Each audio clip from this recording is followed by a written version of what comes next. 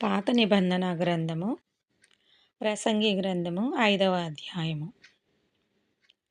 నీవు దేవుని మందిరమునకు పోవునప్పుడు నీ ప్రవర్తన జాగ్రత్తగా చూచుకొనుము.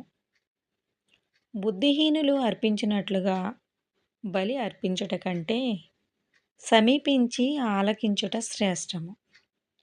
వారు తెలియకయే దుర్మార్గపు పనులు చేయుదురు. నీవు దేవుని సన్నిధిని అనాలోచనగా పలుకుటకు నీ హృదయమును త్వరపడనీయక నీ నోటిని కాచుకోము. దేవుడు ఆకాశమందున్నాడు, నీవు భూమి మీద ఉన్నావు. కావున నీ మాటలు కొద్దిగా ఉండవలెను. విస్తారమైన పనుపాటుల వలన స్వప్నము పుట్టును. పెక్కు మాటలు పలుకువాడు బుద్ధిహీనుడగును.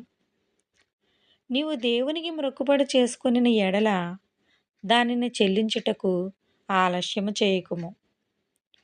బుద్ధిహీనుల యందు ఆయనకిష్టము లేదు. నీవు మొక్కుకొని దానిని చెల్లించుము. నీవు మొక్కుకొని చెల్లించకుండుట కంటే మొక్కుకొనక ఉండుటయే మేలు. నీ దేహమును శిక్షకు లోపరచినంత పని నీ నోటి వలన జరగనీయకము. అది పొరపాటు చేత జరిగినని దూత ఎదుట చెప్పకము. నీ మాటల వలన దేవునికి కోపము పుట్టించి నీవేళ నీ కష్టమును వ్యర్థపరుచుకొనెదవు. అధికమైన స్వప్నములను మాటలను నిష్ప్రయోజనములు నీ మట్టుకు నీవు దేవుని యందు భయభక్తులు కలిగి ఉండుము. ఒక రాజ్యమందు బేదలను బాధించుటయు ధర్మమును న్యాయమును బలాత్కారము చేత మీరుటయు నీకు కనబడిన ఎడల దానికి ఆశ్చర్యపడకము.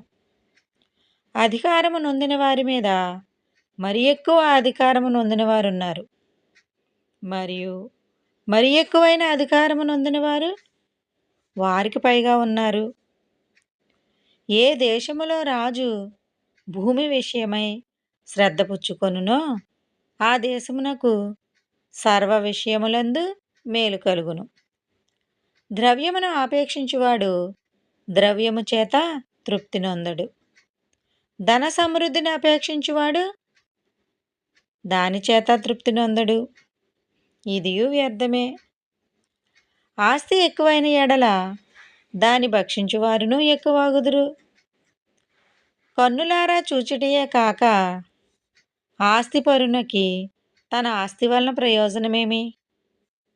కష్టజీవులు కొద్దిగా తినినను ఎక్కువగా తినినను సుఖనిద్ర నొందుదురు. అయితే ఐశ్వర్యవంతులకు తమ ధన సమృద్ధి చేత నిద్ర పట్టదు. సూర్యుని క్రింద మనస్సునకు ఆయాసకరమైనదొకటి జరుగుట నేను చూచితిని. అదేమనగా, ఆస్తి గలవాడు తన ఆస్తిని దాచిపెట్టుకొని తనకు నాశనము తెప్పించుకొనును. అయితే ఆ ఆస్తి దురదృష్టము వలన నశించిపోవును.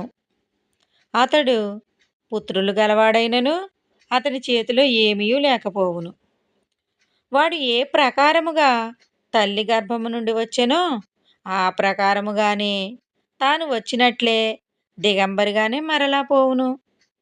తాను ప్రయాసపడి చేసుకుని దానిలో ఏదైనను చేత పట్టుకొని పోడు. అతడు వచ్చిన ప్రకారముగానే మరలా పోవును. గాలికి ప్రయాసపడి సంపాదించిన దాని వలన దానికి లాభమేమి? ఇదియు మనస్సునకు ఆయాసకరమైనదే. తన దినములన్నీయు అతడు చీకటిలో భోజనము చేయును. అతనికి వ్యాకులమును రోగమును అసహ్యమును కలుగును. మరియు కోపదగినదిగాను చూడముచ్చటైనదిగాను నాకు కనబడినది ఏదనగా, దేవుడు తనకు నియమించిన ఆయుష్కాల దినములన్నీయు ఒకడు అన్నపానములు పుచ్చుకొనుచు తన కష్టార్జితం అంతటి వలన క్షేమముగా బ్రతుకుచుండుటయే. ఇదియే వానికి భాగ్యము. మరియు దేవుడు ఒకనికి ధనధాన్య సమృద్ధి ఇచ్చి దాని యందు తన భాగము అనుభవించుటకును అన్నపానములు పుచ్చుకొనుటకును తన కష్టార్జితమందు సంతోషించుటకును వీలు కలుగచేసిన ఎడల అతనికి ఆ స్థితి దేవుని ఆశీర్వాదము వలన కలిగినని అనుకొనవలెను.